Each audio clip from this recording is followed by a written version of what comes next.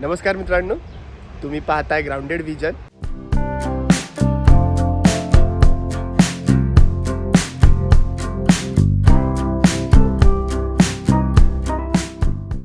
आणि आज आपण राजापूरमध्ये कोंडिया या गावी आहोत. माझ्या आत्याची बाग आहे, इथे हायवेलाच लागून बाग आहे. चला, नाश्ता झाला आहे, मग आता आपण जाऊया खारेपाटणला.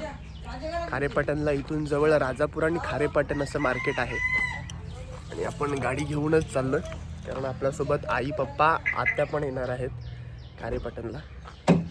चलो, खारेपाटणला आपण आलो. मार्केटला आपण जायचं आहे आणि त्याआधी आपल्याला इथे जे मोठं मंदिर आहे खारेपाटणचं, कालभैरव मंदिर, ह्या मंदिराचं दर्शन घ्यायचं आहे. हे कोरीव काम किती सुंदर आहे बघा. मंदिरात दर्शन घेतल्यानंतर आपण खारेपाटण मार्केटला आलो.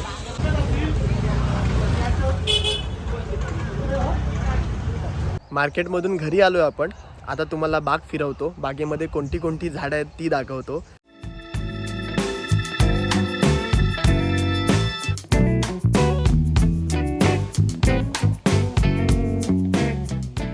हे अननसाचं झाड आहे आणि छोटासा अननस ह्याच्यावरती आलाय. अजून ह्याला तयार व्हायला टाइम जाईल, महिने लागतील. बागेत खूप माकडे येतात, प्लस वेगवेगळे प्राणी येतात. तर एक जुगाड केला. आता माझ्या मागे तुम्हाला आवाज येत असेल की कोणतरी ओरडतंय, पण ऍक्च्युली तिथे कोण ओरडत नाहीये. एक स्पीकर लावलाय, तो तुम्हाला दाखवतो. हा स्पीकर आहे. माकडं खूप असल्यामुळे असे नवीन नवीन जुगाड काय ना काय करावे लागतात. तुम्ही तुमच्या बागेमध्ये काय करता मला नक्की सांगा. पण माकडं ह्या स्पीकरला पण सुरुवातीला घाबरतात, नंतर ह्याला पण घाबरत नाही आहेत. माणसं जवळ जरी असतील तरी घाबरत नाही आहेत, म्हणजे स्पीकर लावून पण काय फायदा होत नाही आहे. आता एक वेगळी व्हरायटी आहे आंब्याची, ती तुम्हाला दाखवतो. आपल्या मागे जे झाड आहे त्याला कैऱ्या लागल्या. तुम्हाला बघताना त्या रायवळी वाटतील, पण ह्या रायवळी नाही आहेत. हा आहे पेढा हापूस, खाण्यासाठी गोड लागतो. हे बघा, इथे पण काजू चांगले धरल्यात आणि पप्पा ऑलरेडी काजू जमवतात, ज्या काही ओल्या असतील किंवा खाली पडल्या असतील. आणि हे बघा, इथे पप्पा आहेत, काजू जमवत आहेत. चांगल्या भेटल्या आहेत. ओल्या काढताय की सुक्या काढताय? सुक्या काढताय. अच्छा, ते सुक्या काजू काढतात, ओल्या नाही काढतात. आणि खाली फिरलात की तिकडे? अजून खाली जायचं आहे, तोपर्यंत चला दाखवतो तुम्हाला. इथे बघा, मसाल्यामध्ये जो तेजपत्ता वापरला जातो त्याचं झाड आहे. आणि याचा जो स्मेल येतो ना, तुम्हाला माहीत असेल, दालचिनी आपण म्हणतो, त्याचं खोड दालचिनी म्हणून आपण मसाल्यामध्ये वापरतो. एक नंबर स्मेल आहे, खूप भारी आहे. हे दालचिनीचं झाड आहे. तुम्हाला दालचिनीच्या झाडाबद्दल सांगतो, ज्याला तेजपत्ता पण बोलतो. ही जी पानं आहेत, पानं मसाल्यामध्ये तेजपत्ता म्हणून वापरली जातात, ज्याचा स्मेल चांगला येतो. आणि ह्याचं जे खोड आहे, हे बघा, ह्याच्यावरती प्रोसेस केली जाते आणि ह्या खोडावरती जी साल येते, ती सालच आपण दालचिनी म्हणून जेवणामध्ये, म्हणजे जे जेवणामध्ये लाकूड असतं, काही लोकांना माहीत नसेल दालचिनी, जेवणामध्ये किंवा आपण मसाल्यामध्ये जे लाकडासारखा जो मसाला येतो त्याला बोलतात दालचिनी. आणि त्या दालचिनीचा वापर मसाल्यामध्ये भरपूर होतो. आता मार्केटला ह्याची भरपूर डिमांड आहे. बऱ्याच ठिकाणी म्हणजे बऱ्याच शेतकऱ्यांच्या बागेमध्ये हे झाड असतं, पण त्याचा योग्य कसा वापर केला जातो किंवा त्याच्यावरती कशी प्रोसेस केली जाते ही बरीचशा ठिकाणी माहीत नसते. पण जर तुम्ही ती समजून घेताय आणि त्याची दालचिनी असेल, त्याची पानं मार्केटला मसाल्यामध्ये विकली जातात, त्याची फुलंही मार्केटला मसाल्यामध्ये विकली जातात, ज्याला चांगली डिमांड आहे. जर त्याची माहिती घेऊन तुम्ही मार्केटला ते देऊ शकता.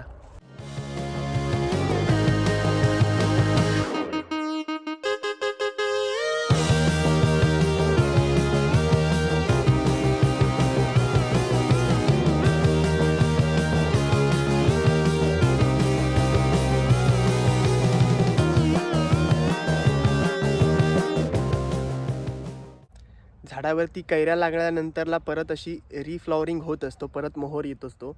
जर हा मोहर तुम्ही जर काढून टाकलात तर होतं काय, हे जे काही आपली कैऱ्या आहेत, म्हणजे जे काही आंबे आता बनणार आहेत, त्यांना अजून जास्त ताकद मिळते.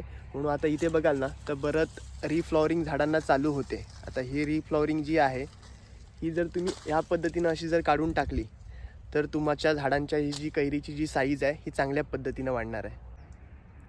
आयुष्यात याच्यापेक्षा भारी सुख काय असू शकतं. मी झाडाखाली बसलो आहे आणि बसल्यानंतरला बघा आंबे पूर्ण लागले आहेत. फळांचा राजा, रत्नागिरीचा हापूस किंवा आपल्या कोकणाचा हापूस खूप चांगल्या पद्धतीनं बघा लागला आहे. खूप सुंदर. हे ॲक्च्युली सुख आहे आणि हे सुख आपल्या शहरामध्ये नाही मिळणार. शहराच्या धावपळीमधून जर आपण गावाकडे येतो आहे आणि हे जर अनुभवतो आहे, शांत वारा एकदम जबरदस्त सुटला आहे आणि त्याच टाईममध्ये ऊन आहे दुपारचं, पण झाडाखाली बसल्यावरती जे समाधान मिळतं, जे सुख मिळतं, तर हेच असावं. आधी जेव्हा साबण नव्हते किंवा बऱ्याचशा गावांमध्ये साबण वापरण्याची कोणाची परिस्थिती जेव्हा चांगली नव्हती, तेव्हा हे जे फळ आहे मागे, रिंगी ज्याला बोलतात, तुम्हाला माहीत असेल किंवा तुमच्याकडे काहीतरी ह्याला वेगळं बोलत असतील. ह्याचा एक सुंदर फेस येतो कपडे धुण्यासाठी वगैरे, ह्याचा पूर्णपणे चांगला वापर केला जातो. म्हणजे वेगवेगळी फुलझाडं पण लावली आहेत, फळझाडं पण लावली आहेत. इथे हे जर बघाल तर हे सोनचाफ्याचं झाड आहे आणि इथे आहे चिकू, आणि चिकू भरपूर लागले होते, खूप आपण काढलेत. आता पण काही शिल्लक आहे ते बघ. तुम्ही आता बघितलीत वेगवेगळ्या प्रकारची झाडं लावली आहेत. त्याच्यामध्ये काजू आहेत, वेगवेगळ्या प्रकारचे आंबे आहेत. आता तुम्हाला जवळून घर पण दाखवतो कशा पद्धतीने बनवलं. मागचा जर परिसर बघाल तर पूर्णपणे नारळ आहेत, काजू आहे. हे खूप सुंदर आहे.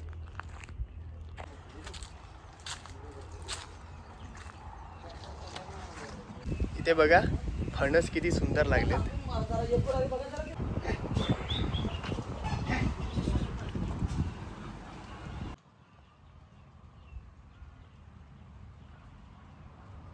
आपली बाग फिरून झाली आहे आणि आपल्यासोबत आत्ते आणि आई पण आहे.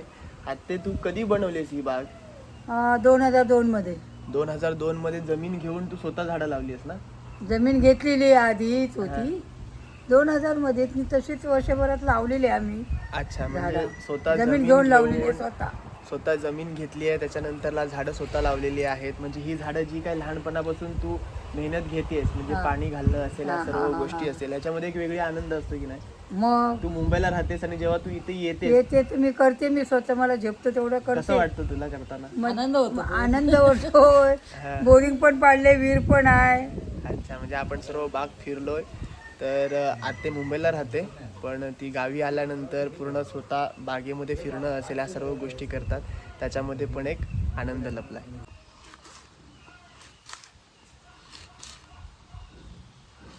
आपली पूर्ण बाग फिरून झाली आहे आणि घरी येताना आपण कैरी घेऊन आलो होतो, लोणचं, कच्ची कैरीचं लोणचं बनवायला.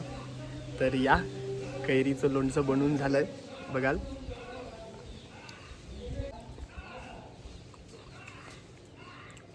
सुंदर. आहा,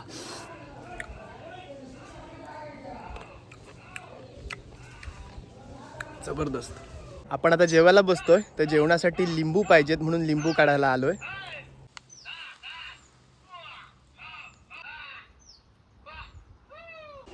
या एका दिवसात आपण खूप साऱ्या आठवणी इथून घेऊन चाललोय आणि आता हा ब्लॉग इथेच संपवण्याचा टाईम आलाय. तर तुम्हाला हा ब्लॉग कसा वाटला मला कमेंटमध्ये नक्की सांगा. चॅनलवरती जर नवीन असाल तर नक्की सबस्क्राईब करा आणि बेल आयकॉन दाबायला विसरू नका. भेटूया पुढच्या ब्लॉगमध्ये.